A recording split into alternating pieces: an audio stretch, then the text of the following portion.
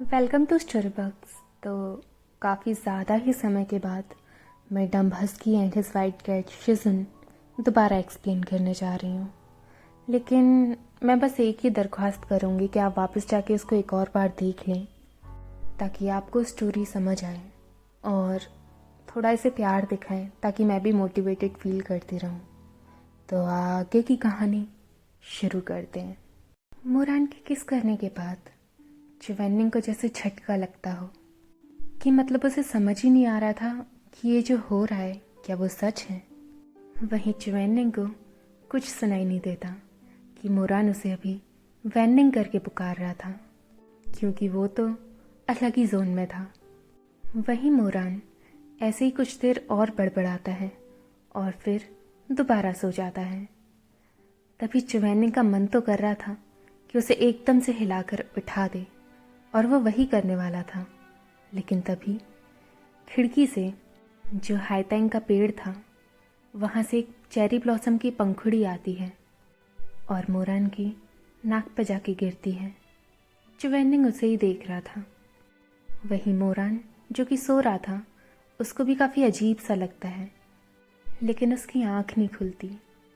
और चिवेनिंग, जिसने अपना हाथ बढ़ाया था ताकि मोरान को हिलाकर उठा सके, वो उस हाथ को थोड़ा मोरान की नाक की ओर ले जाता है और उस पंखड़ी को उठाता है। वो उस पंखड़ी को देखता रहता है और खुद जोन आउट हो जाता है।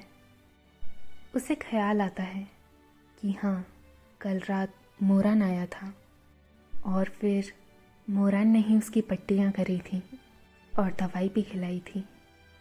फिर उसके बाद उसको सुलाया तक था, वो भी इतने प्यार से कि चिवेनिंग ने कभी सोचा नहीं था कि कोई उसके संग ऐसा भी कर सकता है, कि उसको सुलाते सुलाते उसकी बैक को रब करना, उसके बालों को कैरिस करना और उसके कान में अच्छे अच्छे शब्द बोलना ताकि वह सो जाए। जैसे ही चिवेनिंग को ये याद आता है, वो एकदम से भौचक्का हो जाता है। ये सपना ही होगा उसके लिए। वो नहीं मान सकता कि सच में हुआ था। वहीं चिवेनिंग के कान लाल हो जाते हैं क्योंकि उसे शर्म आ रही थी कि ऐसा रात को क्यों हुआ। और चिवेनिंग को दोबारा ख्याल आता है कि अगर वो मोरान को उठा भी दे तो फिर क्या कहे उसे, तुम मेरे बिस्तर पे कैसे आए।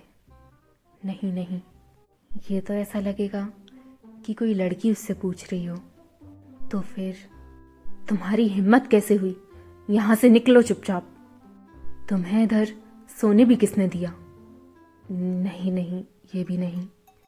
फिर लगेगा कोई जल्लाद बात कर रहा है। तो फिर तुमने मुझे किस कैसे करा। लेकिन अगर कोई ध्यान से सोचे, वो केवल दो होठों का छूना था, ना कि कोई किस। तो उसे किस की तरह चिवेनिंग मान ही नहीं सकता, क्योंकि मोरान ने जब उसे पिछली बार इल्यूजन वर्ल्ड में किस करा था तो उसको किस कह सकते हैं, पर इसको वो ऐसा कैसे बोले।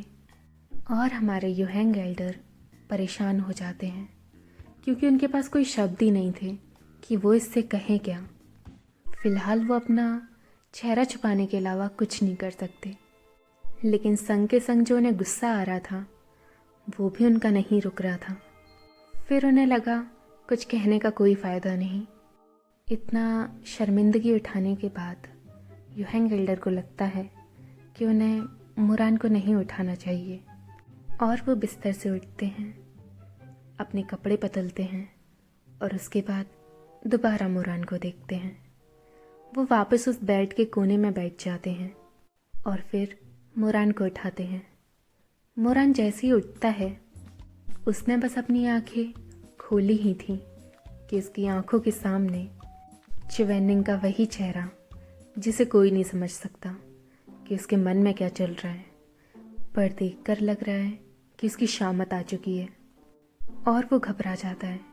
शिजुन, मैं। चिवेनिंग विदाउट एनी एक्सप्रेशन बोलता है, तुमने कल मेरी फ्लावर स्प्रिट टेक्निक को ब्रेक करा था। मोरन कहता है, मैं वो नहीं करना। तभी चुवैनिंग उसे झाड़ देता है। कोई नहीं, भूल जाओ, उठो और जाके सुबह के पाठ में जाओ। वहीं मोरान को समझ नहीं आ रहा था कि वो चुवैनिंग के बिस्तर पर कैसे आ गया। वो अपना ऐसे ही सर खुजाए जा रहा था। मैं यहाँ कैसे सो गया? चुवैनिंग कहता है थकान से। एकदम कामनेस के साथ वो बोलता है, तुम्हें देख के लगता है तुम कल काफ़ी ज़्यादा थक गए थे। और फिर वो दवाइयों की ओर देखता है। अगली बार से रेड लोटस पैविलियन में तुम खुद से नहीं आओगे। अगर तुम्हें कुछ चाहिए होगा तो मुझे खुद बताना। मोरन कहता है, जी शिजुन। चुवैनिंग कहता है, जाओ अब। ताक्शन जिनको बस यही लग रहा था कि अभी मौत के कुएं से वो बाहर निकला है और वो इतनी जल्दी भागता है जितनी जल्दी वो भाग सकता हो। उसके जाने के बाद चुवैनिंग वापस लेट जाता है और खिड़की से हाइतेंग के फूलों को देखता रहता है। हाइतेंग के फूलों के रंग उसे कल रात की याद दिला रहे थे। बहुत प्यारे, लेकिन क्या वो हकीकत है या बस उसकी चाह?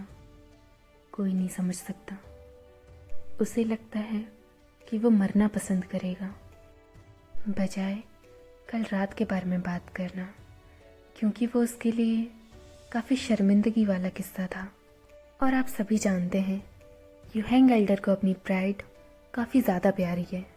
फिर कुछ दिन निकल जाते हैं। इन कुछ दिनों में जब भी मोरान चुवैनिंग को देखता तो चुवैनिंग हमेशा नॉर्मल बर्ताव करता, वही काम एंड कंपोज और वो कोल्ड एक्सप्रेशन। दोनों में से कोई भी उस रात का जिक्र नहीं करता, लेकिन जब भी उनकी आंखें मिलती तो मोरान से रहा नहीं जाता और वो चुवैनिंग की ओर काफ़ी देर तक देखता रहता जब भी उसे मौका मिलता। और फिर उसके बाद वो शिमी के पीछे लग जाता। वहीं चुवैनिंग, जैसे ही उसकी आंखें मोरान से मिलती तो वो सीधा कोल्डली अपनी आंखों को नज़रअंदाज कर देता। लेकिन जैसे ही उसे लगता कि मोरान अब उसे नहीं देख रहा तो वो उसे देखता। शू सेंगयांग को भी पता लग गया कि चुवैनिंग की सज़ा क्या थी। शिशेंग पीक का राजा होते हुए अपने दोस्त को न बचा पाना, जबकि उसे चुवैनिंग पर भी उतना ही गुस्सा आ रहा था। लेकिन अब वो अच्छी तरह जानते थे कि वो कुछ नहीं कर सकते, इसीलिए बस बंद कमरे में ही वे दुखी होते हैं।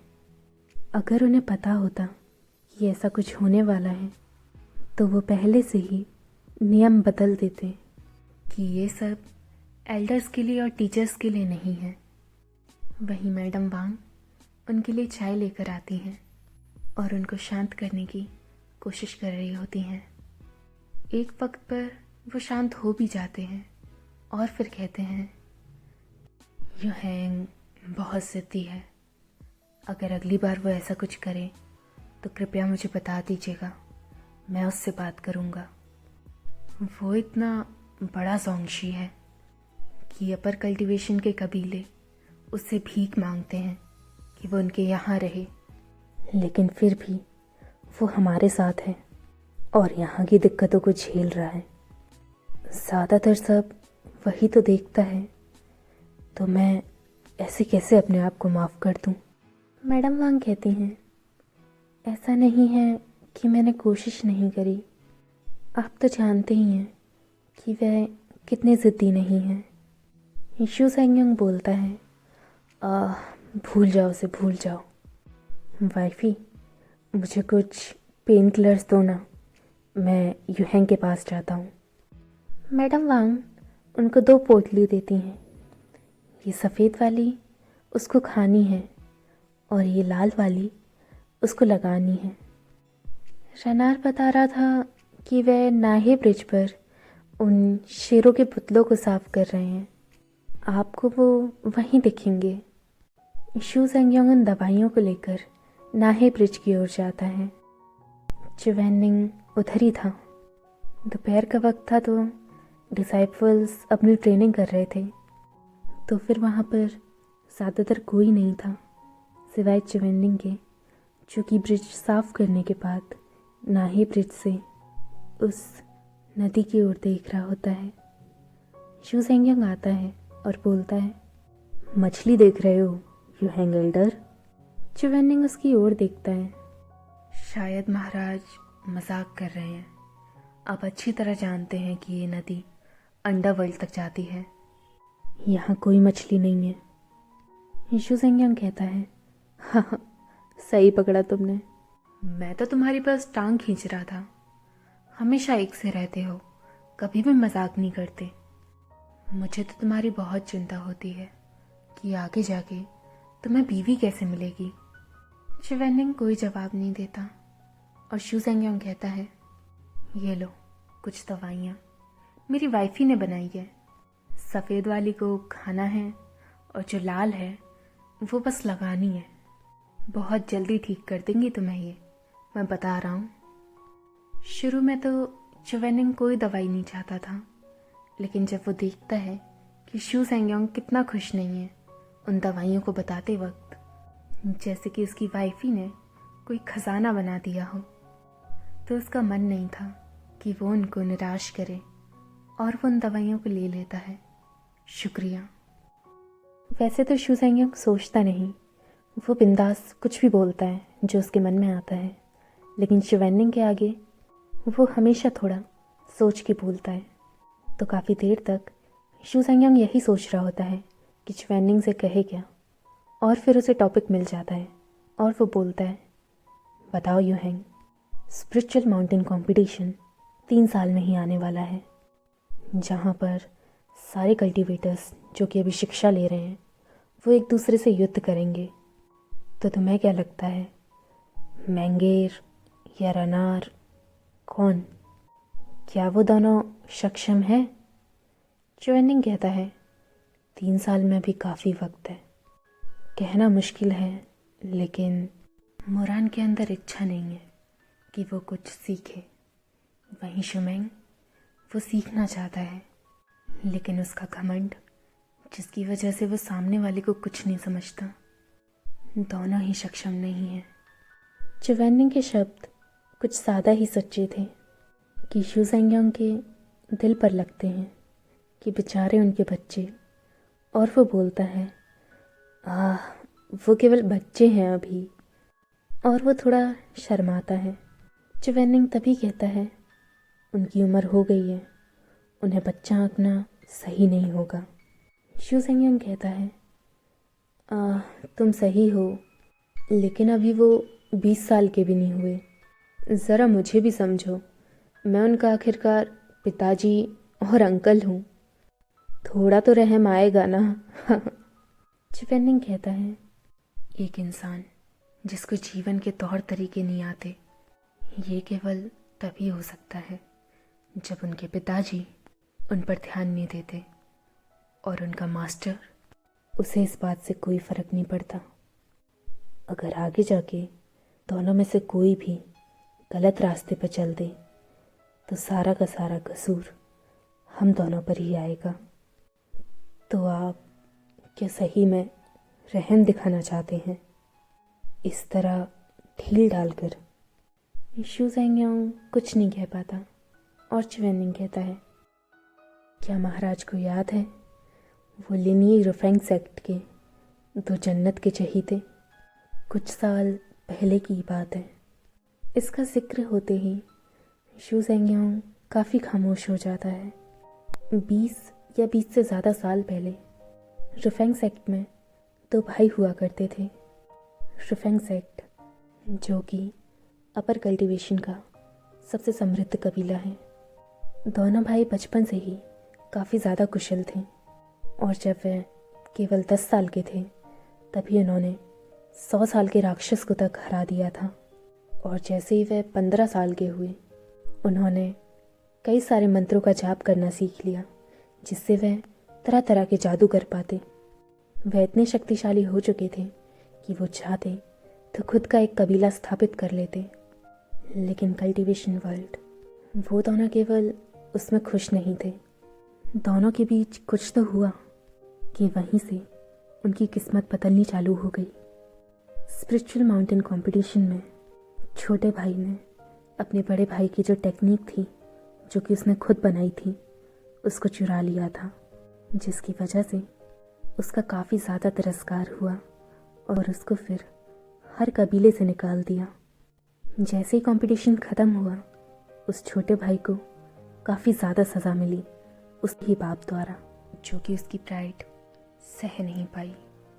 उसके अंदर ही बदले की भावना चलने लगी, जिसकी वजह से उसने ब्लैक मैजिक का सहारा लेना चालू कर दिया, जो कि कल्टिवेशन वर्ल्ड के नियम के खिलाफ है। और बाद में वो एक दानव बन गया। इस कहानी के ज़रिए चुवेनिंग शू सेंग्यांग को याद दिला रहा था कि मोरान और शुमेंग भले ही उनमें टैलेंट है, लेकिन उससे ज़्यादा उन दोनों को उनके दिल पर काम करना चाहिए ताकि उनका दिल साफ रहे। लेकिन शू सेंग्यांग की बात करें तो वो हमेशा उन पर ढील डालता। ऐसा नहीं कि वह ऐसा था, बाकी जितने डिसाइपल्स हैं उन पर वो हमेशा सख्ती से रहता, लेकिन जब भी बात उनके बच्चों पर आती वह हमेशा ऐसे हो जाते। और अभी भी उन्हें चुवेनिंग की बातों पर ज़्यादा फ़र्क नहीं पड़ा था और वो हंसने लगते हैं और कहते हैं, रुफेंग सेक्ट के भाइयों की तरह ये दोनों ऐसा कुछ नहीं करेंगे। चुवेनिंग अपना सर ना की ओर हिलाता है और कहता है, इंसान का कुछ पता नहीं चलता। कोई इंसान खुद से बदलना नहीं चाहता जब तक उसके सामने कुछ ऐसा ना हो जो कि वह बर्दाश्त नहीं कर पाता। शू सेंग्यांग को समझ नहीं आ रहा था कि वह चुवेनिंग से क्या कहे। कहीं ना कहीं उसे चिंता हो रही थी कि चुवेनिंग क्या बोल रहा है। अगर ऐसा उसके बच्चों के संग हुआ, वो ऐसा सोच भी नहीं सकता। और वह हेजिटेट होता है और कहता है, युहेंग, मुझे माफ़ करना, पर मैं पहले ही पूछ रहा हूँ, क्या तुम रनार को पसंद नहीं करते? क्या तुम्हें लगता है कि वो काबिल नहीं?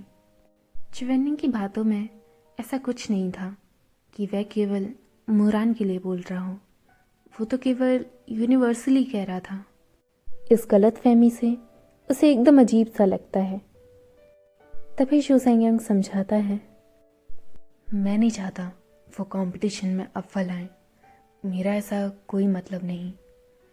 खासकर कि रनार, वो बेचारा बच्चा, बचपन से ही उसने काफ़ी कुछ सहा है। तो मैं समझ सकता हूँ कि वह ऐसा बर्ताव क्यों करता है और इतनी आसानी से किसी की क्यों नहीं मानता। मैं बस चाहता हूँ कि तुम उससे नफ़रत ना करो, केवल इसीलिए क्योंकि वह एक रखेल खाने में पला बड़ा है। केवल वही है जो मेरे भाई की मुझे याद दिलाता है। मुझे बुरा लगता है कि इतने सालों तक मैं अपने भाई के लिए वहाँ मौजूद नहीं था। शू सेंग्यांग और भी बोलना चाहता था, लेकिन तभी चुवेनिंग खुद बोलता है, मेरा मतलब वो नहीं था। महाराज, आपको गलती हुई है। मैं उससे नफ़रत नहीं करता और ना ही उसे कहीं नीचा देखता हूँ। वो कहाँ से आया है, अगर मुझे इस बात से फ़र्क पड़ता तो फिर मैं उसे अपना डिसाइपल क्यों बनाता। इस बात से शू सेंग्यांग को खुशी सी महसूस होती है और वो कहता है, अच्छा है, फिर अच्छा है। और चुवेनिंग फिर से नदी की ओर देखता रहता है और कुछ नहीं कहता। अनफॉर्चुनेटली ये बात चुवेनिंग ने पिछली बार भी कही थी, अपने पिछले जन्म में, जहाँ मोरान ताक्शंजुन बना था।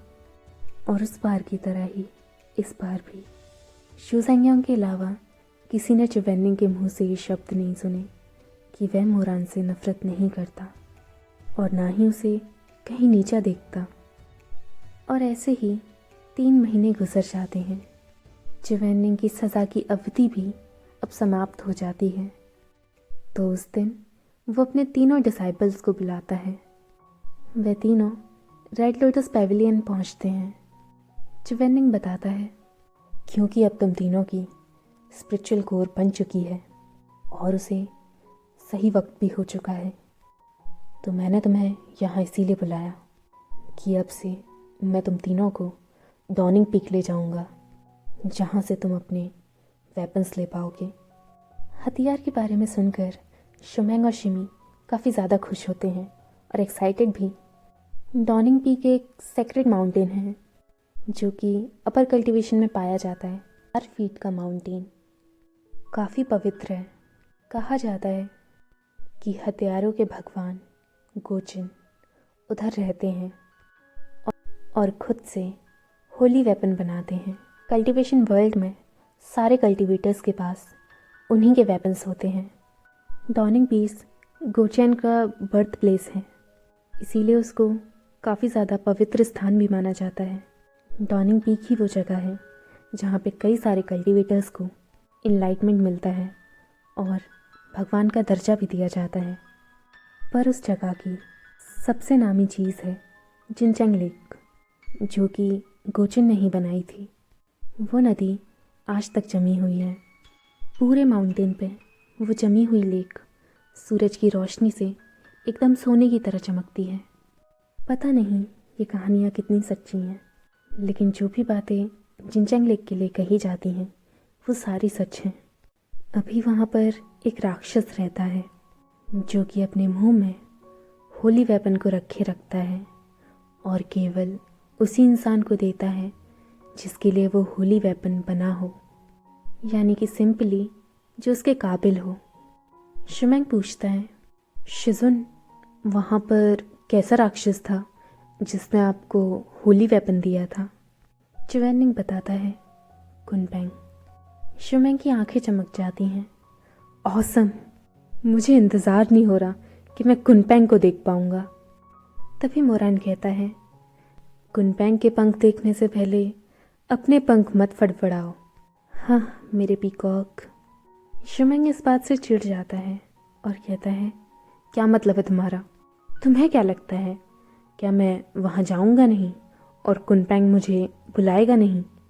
मोरन हंसता है और कहता है, जैसा कि मैंने कहा था, अपने पंखों को मत फड़फड़ाओ। मैंने ऐसा कुछ भी नहीं बोला कि तुम जा नहीं पाओगे। तभी चुवेनिंग बताता है, ज़रूरी नहीं कि वह कुनपेंग ही हो। कहा जाता है जिन लेक में 100 राक्षसों का वास है। जिसको भी तुम पसंद आओगे वही तुम्हारे आगे प्रकट हो जाएगा और तुम्हें वेपन देगा। साथ के साथ तुमसे कुछ कराना चाहता है और अगर तुम वो नहीं कर पाए तो वो तुमसे वो वेपन ले लेगा और वापस पानी में चला जाएगा। शुमेंग पूछता है, अच्छा तो ऐसा है। तो फिर शिजुन, कुनपेंग ने आपसे क्या पूछा था? चुवेनिंग बताता है, उसने कहा था कि वह मीट बन खाना चाहता है। तीनों डिसाइपल्स पहले तो शांत थे और फिर उसके बाद हंसने लगते हैं। कहाँ उन्होंने सोचा था कि उनको वो कोई गहरा टास्क देगा और देखो उन्हें मीट पन जैसी चीज़ें खानी है। शुमेंग कहता है, आपने तो मुझे डरा ही दिया था, मुझे तो लगा था कुछ मुश्किल होगा। चुवेनिंग भी हल्का सा मुस्कुराता है, मेरा वक्त अच्छा था, लेकिन वो 20 कुछ भी मांग सकते हैं। मैंने एक बार सुना था एक कल्टीवेटर के आगे शीशु आया था और उस शीशु ने उसकी बीवी का हाथ मांगा था क्योंकि उसे उससे शादी करनी थी। और कल्टीवेटर मना कर देता है और शीशु नाराज़ होकर वापस पानी में चला जाता है अपने हथियार को लेकर। और उसके बाद उस कल्टीवेटर को कभी भी होली वेपन नहीं मिला। शिमी कहता है, क्या ही है ये? चुवेनिंग बोलता है, क्या क्या ही है? मैं उस इंसान की इज्जत करता हूँ। उसने ऐसा कोई काम नहीं करा और अपनी बीवी का साथ दिया। शिमी तभी खुद को करेक्ट करता है, नहीं नहीं शिजू, आप गलत समझे, मेरा मतलब वो नहीं था। हाँ ये सच है, किसी की बीवी को किसी वेपन से कंपेयर नहीं करना चाहिए, लेकिन उस बेचारे को फिर वो वेपन नहीं मिला, इसीलिए मुझे अच्छा नहीं लगा। चुवेनिंग कहता है, ये वैसे भी एक अफवाह है, जाने दो। वैसे भी मैं कभी भी ऐसे किसी आदमी से नहीं मिला। एक बार मिला भी था और जो मैंने जिनचेंग लेक में देखा वो काफ़ी खौफनाक है। और वो थोड़ी देर के लिए शांत हो जाता है और कुछ नहीं कहता। फिर वापस बोलता है, जाने दो, भूल जाओ उसे। किसे पता ये कब तक इतनी ही प्रभावशाली रहेगी और कब तक कल्टीवेटर्स को इस पर भरोसा होगा और जिनचेंग लेक में उनके संग कुछ गलत नहीं होगा। खास करके कल्टीवेटर्स कब छोड़ेंगे कि एक होली वेब बजाय भी वे अपनी शक्तियों को बढ़ा सकते हैं और केवल अपने दिल की सुने और उसको अच्छा रखें, जिससे ऐसी कोई नौबत ही ना आए। हाँ। और शिवेंनिंग हल्का सा मुस्कुराता है और मन ही मन कुछ ना कुछ सोच रहा था। उसकी याददाश्त में उसके संग कुछ तो ऐसा हुआ था जो कि गलत था और फिर उसे लगता है कि उसे और कुछ नहीं बोलना चाहिए और वो शांत हो जाता है। शिवेंनिंग को ऐसा नाखुश देखकर शुमेंग एकदम से टॉपिक चेंज करने का सोचता है। शिजुन, मैंने सुना था कि जिनचेंग लेक पे जितने भी वेपन्स हैं उनका स्वभाव अलग ही होता है। क्या आपके लिए आसान था कि उन वेपन्स को अच्छे से समझ पाना जब आपको आपका पहला वेपन मिला था? चिवेनिंग कहता है, तुम्हारे शिजुन के पास 3 होली वेपन हैं। तुम किसके बारे में पूछ रहे हो, बताओ। केवल चिवेनिंग ही ऐसी बातें इतनी आसानी से कह सकता था। जहाँ एक होली वेपन मिलना इतना मुश्किल है, उसे 3 होली वेपन मिले हैं और उसको कोई फ़र्क नहीं पड़ता। वहीं उसके डिसाइपल्स जब ये सुनते हैं, तीनों की तीनों अपनी ही सोच में होते हैं। शुमेंग तो बस हमेशा की तरह इम्प्रेस हो गया था अपने शिजुन से। आह वाह। वहीं मोरान, वो तो सभी जानता है पहले से, लेकिन वो मन में सोचता है कि वो वापस कभी चिवेनिंग का तीसरा वेपन नहीं देखना चाहता, क्योंकि वह काफ़ी ज़्यादा खतरनाक है।